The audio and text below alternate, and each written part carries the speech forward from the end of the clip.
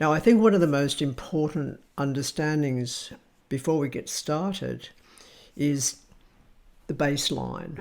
And the baseline of us, you, me, dogs, cats, cows, camels, horses. We're a carbon-based life form that has transformed into what is considered a mammal. From a mammal, we are now considered to be an upright ape or a primate.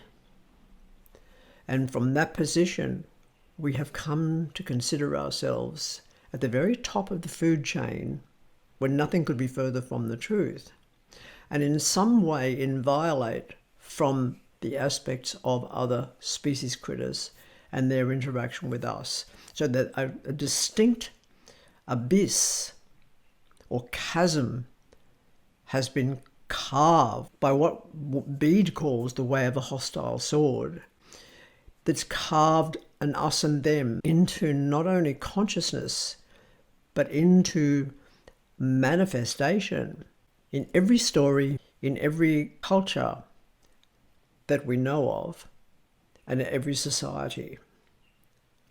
I'll back up to the word culture, because when I discuss cultures, I'm discussing cultures that are people not infected with this parasite. That's pretty rare. But if we understand the consciousness or the zeitgeist of the way other cultures relate not only to each other and family, but species, critters and cousins in their environment, and how they move within the environment, we can gain a really powerful understanding of where we are stuck and trapped as a species within some kind of zoo.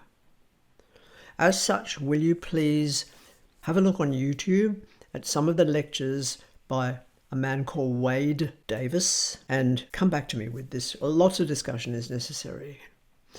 So point one of today's workshop is about language and thought and what we have been taught. Please write that down. Point two, question everything, especially when it comes to the so-called mysterious. Nobody from the 16th century understood light bulbs.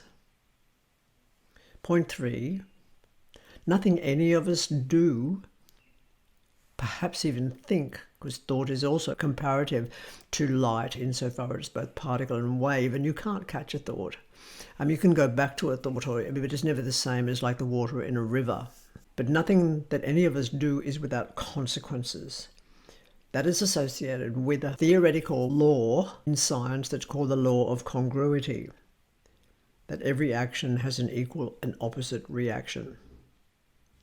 Point four, please be aware that the year known as 2023 is a made-up date based on what is called a Gregorian calendar, and that blithely repeating the date as we understand it without conscious thought is to reinforce a religious ideology of BC and AD rather than the archaeological terms BCE and CE.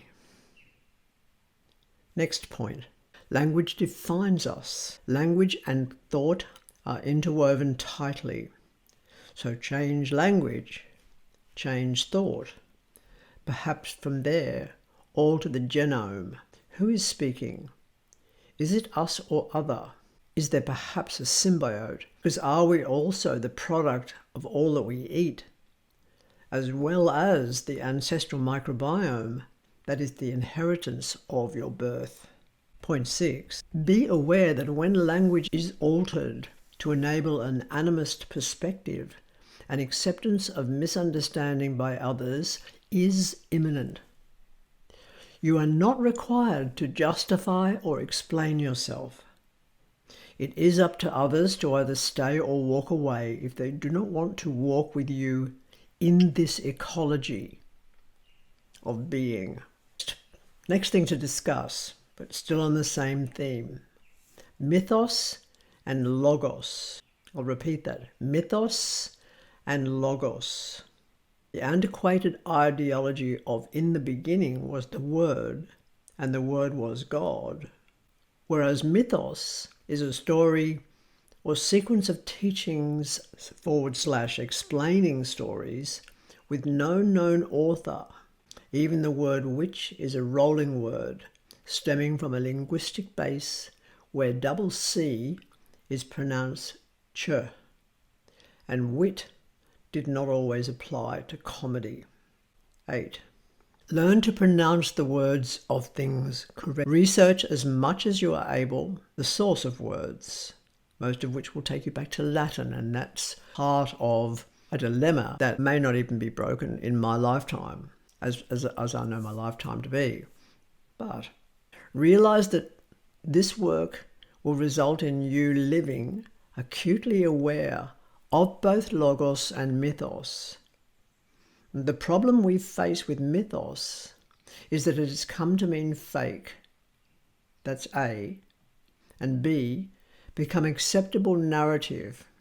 Words or terms such as between the worlds, the underworld, a person who's died being said to have passed over.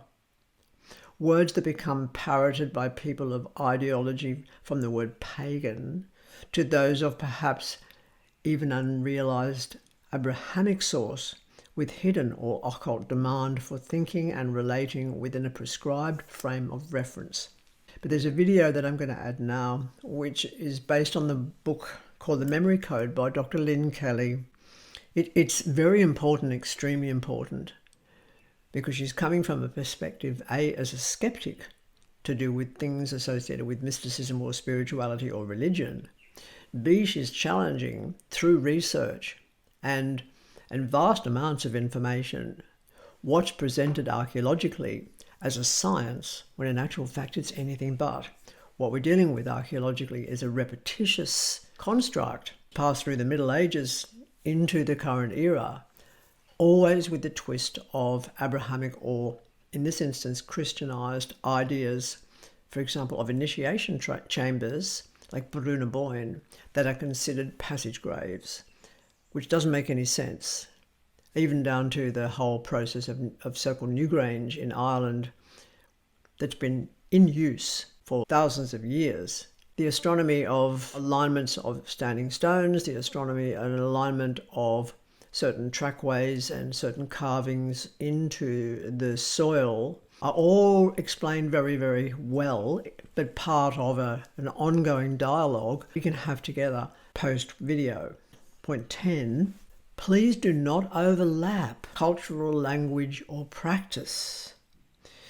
Part of this journey in learning is to find your own and stick within it, and to deepen within that finding, which is an understanding of your genealogy, your ancestry, so that you actually are aware of having your own story. And again, we could discuss that forever because of information or misinformation that I have heard from politicians claiming Indigenous artifacts as quote unquote our own, when we don't have anything for ourselves. Very, very sad.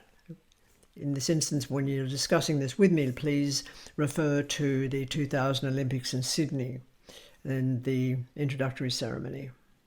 And if you are using language aligned to another culture, please make reference to that culture and cite sources so that the culture of which you relate is acknowledged. You hear me say the word Koyaanisqatsi on the odd occasion, which means life out of balance. I will relate that directly to the source, which is the Hopi people of their country or their continent that's called America right now. I'm going to begin with the three constructs of Selkies, which is actually pronounced Shelkish, seal people and what they might mean. So if I begin with those three stories today, then you can see how I can progress from so-called myths that we're presented as associated with each particular culture or several cultures. In this instance, I will deal with the Irish and the Celtic, sometimes the Scandinavian cultures, because these are my own genome. This legend or story or myth is in three phases. I've done this with many of the so-called folk tales that have been available to us and to children, so that we can crack open the seed of what these stories actually really mean, rather than accept the Disneyfication and the popularism of these stories. They're dooming people to disappointment because of the concept of a happy ever after, because of the concept of princes and princesses, because of the concept of being saved, and because of the concept also of certain forms of helplessness. Most of these stories are initiatory stories, and we need to follow through with them wherever we come across them, so that we also recognize these initiatory stories when they're given to us by media. They're being lied to in such a way as infantilizing. When a prime minister or a politician talks to the parents or family group and relates to the parents as mums and dads, that is entering into your private space and in some way infantilizing you by giving you the title that your children may give to you, if you can understand that. So I'm going to begin by traditional Irish story of what's called selkies. Now, please be aware of the fact that in the language, in the Gaelic language or the Gaelic languages and the Celtic languages, there is no s sound as in s. They all have a tinge of sh to them. You'll hear this when Sean Connery talks, and even the name Sean which is spelled S-E-A-N, or Seamus, which is S-E-A-M-U-S. These names in themselves show the understanding of the language. Now that also means we need to look at words like show and sow and wonder whether or not when we're showing the seeds to the land, we're actually sowing the seeds in the land. Okay, so the concept of a shelkie is the idea that this particular man or men, one day they're traveling by the ocean and they see seals basking in the day, and one of them stands and pulls off the skin and reveals herself to be a woman, and the man grabs her skin and hides it and takes the woman back to his cottage where she cooks and sews and is a wonderful wife and bears him children. And one day she actually finds her skin again and puts it on and then enters the water and goes away. That's a rough version. So when I was in university, I had to take a whole series of folk tales. Please don't use the word fairy story, because the word fairy, is related to the word fate. Not only F-A-T-E, but also F-E-T-E, and also the etymology of the word fate or fairy goes back to the word fear. The word fear means to cast enchantments. This is called a shelkie love story. He sat on the closest rock with the cold black water and white lace-like froth slushing at the edges of his boots. His tiny rubber curra held onto by its rope without thinking. He watched me with some emotion, some edges of both passion and panic that make no sense to me then. All right, I think at him, I'll play with you. I have to, so don't look away.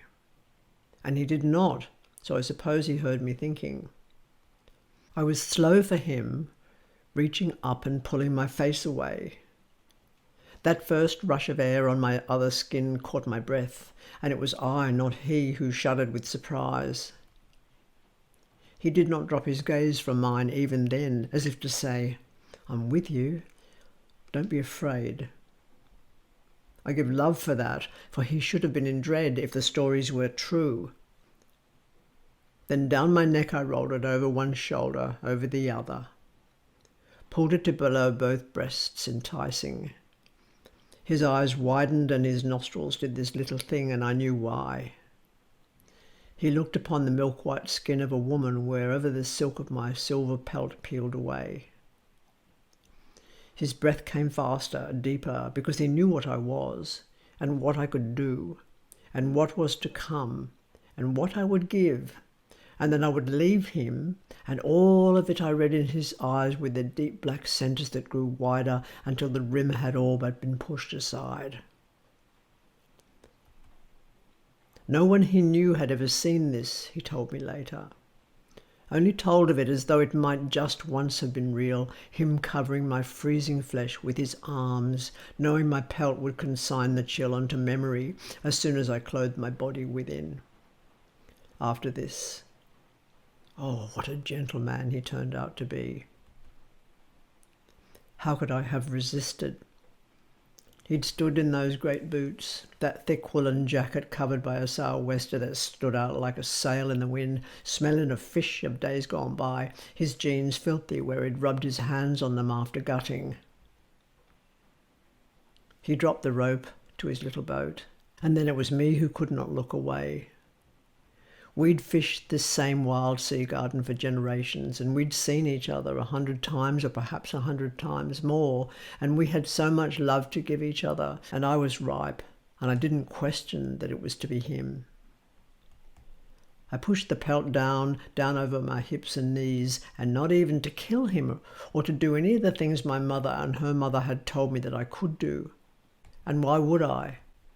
No, just to lie with him and love him. I stepped from one skin only to expose another all the way, and I let it all go, and I let his eyes wander before I took hold of him to touch his roughness and pull him further from the water.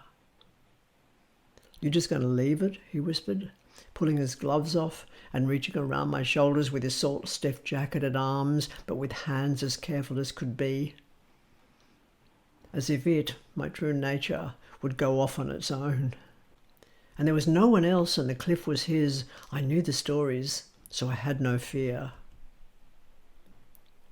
We followed the grooves in the sand into the little shelter that kept the wind away and that smelled of things I would never need the words for. And then he laid me down on his big woolen coat, and he kissed my lips, and he explored my woman body, and then he entered me, and oh, that was that. So now I knew what a man was and what he did and what a woman could feel, and it was wordless, absolutely wordless. And then he wrapped me in the coat, and we lay together with just the sounds of the wind and the sea and the gulls up on the cliffs.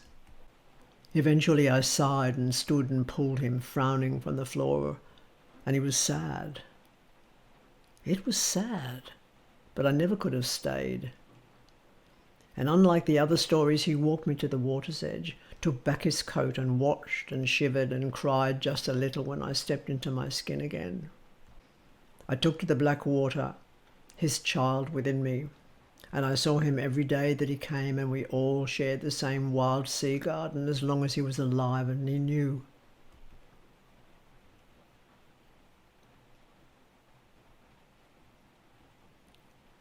So where does the story come from, do you think? Where does the story stem? I contemplated, I thought about it for, I don't know. How do you measure a thought? A thought tends to go deeper and deeper, seeking nourishment from within the depths of some form of soil. So I thought there needs to be, or there is, a deeper meaning to each of these stories, and what are they, and what are we learning, and why are we given children's stories or simple love stories, and why aren't we taken to the place that we need to be taken? So I finally found it. The hunter eye, people of the seal. Now if you can take yourself for a moment up to the North Sea, before the Arctic, you've got this seaway, this trackway that's been travelled, I don't know how long. Robert Macfarlane really covers this well in his book called The Trackways. But from Orkney and Stornoway and the Isle of Lewis into the Nordic lands to the Faroe Islands, and from there all the way, of course, to Newfoundland. What I'm very aware of, that genealogy stopped happening for us as a species quite a while back. I'll get onto that later as a discussion piece. But in most cultures, genealogy is kept. The understanding of who's having sex with who and who's birthing to who, and whatever marriages are, they've got nothing to do with love. They've actually got to do with pairings to make certain that no interbreeding takes place. So there's a deep understanding which is probably very, very ancient. Whatever ancient means, we'll get to that, because time is another story that we're going to cover well and truly. Pedigrees are important. They're important to dogs, they're important to horses, they're important to hawks. And in many cultures, they're important to people. When a village becomes too closely related, that there has to be a break-off and people go away to find other people, which is, interestingly enough, a connection with Genesis, but we'll get to that, because, when the so-called Adam and Eve left the Garden of Paradise, which was called Eden, which is actually named for the river in Scotland, another story, please ask me. They had 2 sons, and their sons got together with women from other places and they married. And where did the other women come from besides Circle Eve? And why is Eve interesting? Because it's the word that in Hebrew means hava. And what does hava mean in Hebrew? It means life. So there is a lot to unfold and unpack here, and we could be at this for years. But I'll get to the second part of this story, which is called the Hunter Eye, People of the Seal. So just keep that information in the back of consciousness, if you would not mind, while I relate this story to you. And it's done in the first person because it's really important to actually speak in the first person, even historically, so that we're actually bringing into the present that which seems like it's long gone, but nothing ever is. The hunter eye sits at the central fire, head bowed, seems to sleep, is listening, is breathing deeply of rock and tree people, mist-wet hair and fur, breast milk, and bore upon coals, the metallic tang of talk, bog water, and loam, old sap bled from broken branches. That storm, that death storm to be remembered. Hunter eye, searching out rhythm, distant carrion smell of newly dead, bones not yet picked quite by eagle and crow and wolf pack.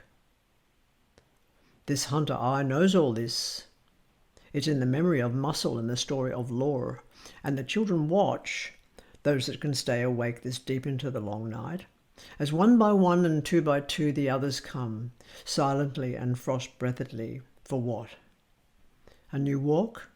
No such thing. The walk of the ancestors who are gone then? Yes. A song the elders have remembered, and tell every word the song like a heartbeat.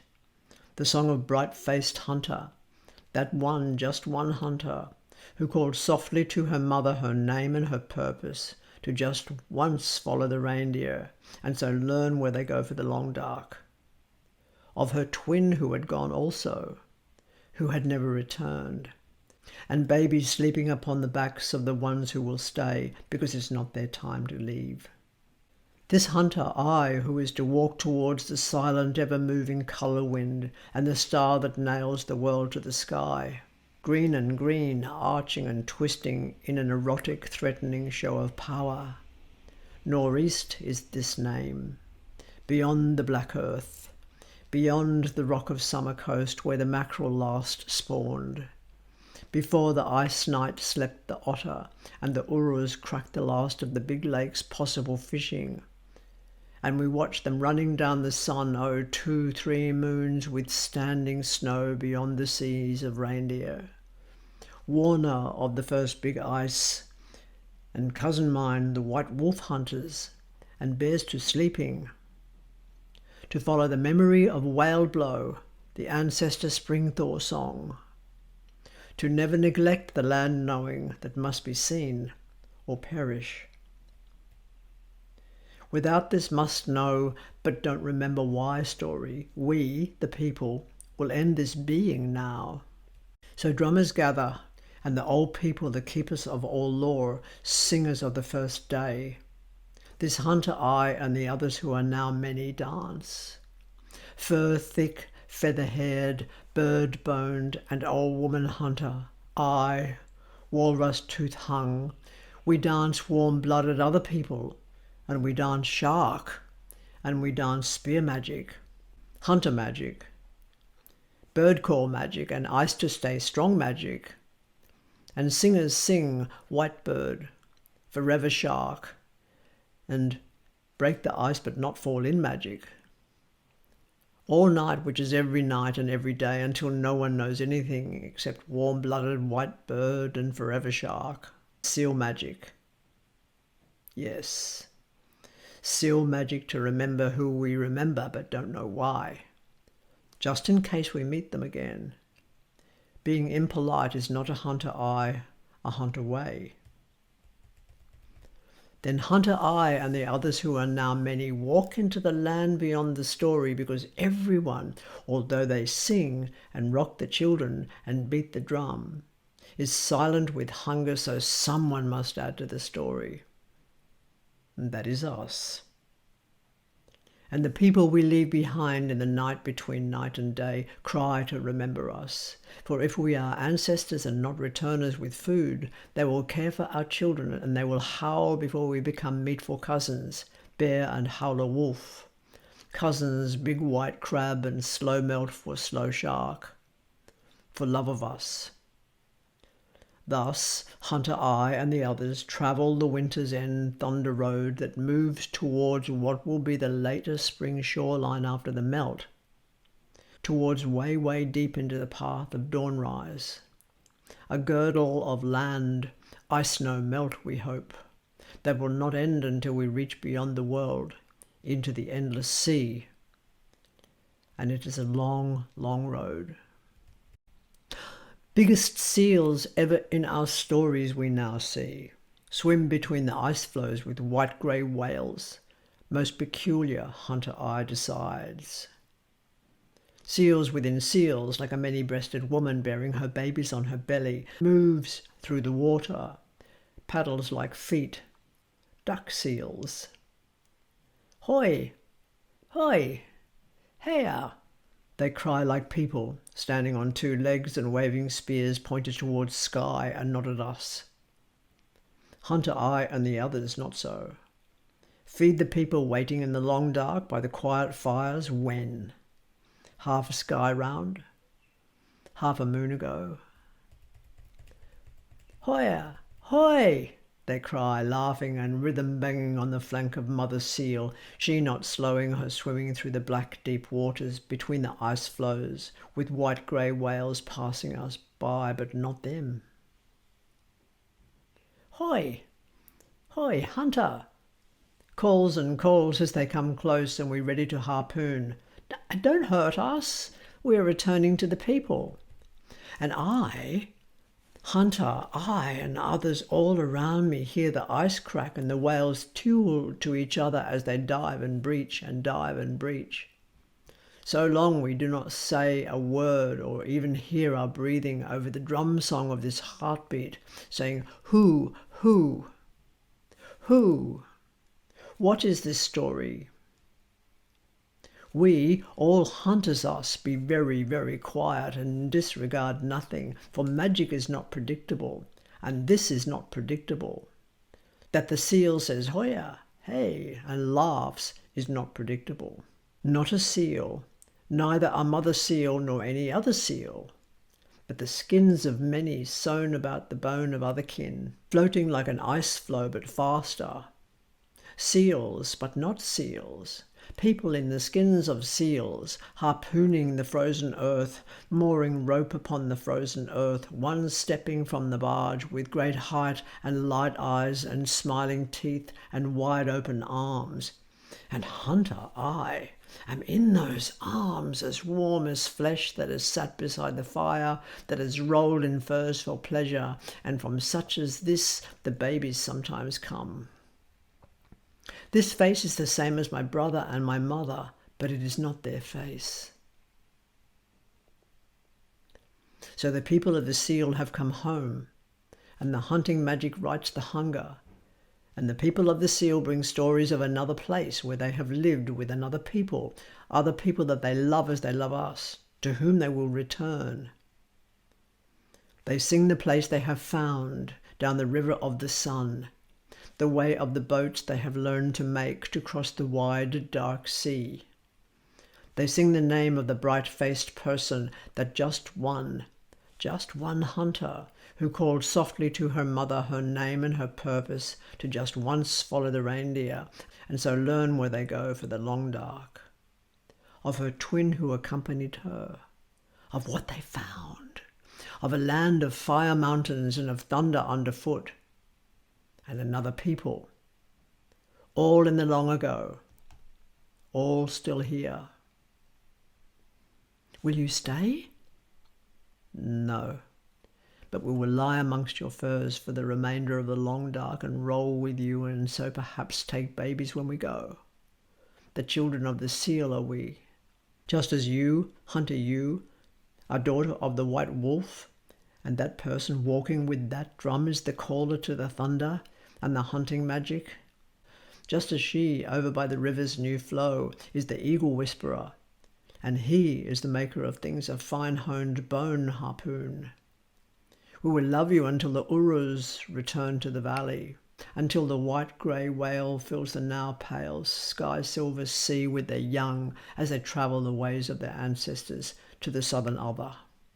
When the silent, ever-moving colour wind fades to sleeping, and the star that nails the world to the sky shows us that summer will soon bring the otter and the mackerel and the mosquitoes, we will go.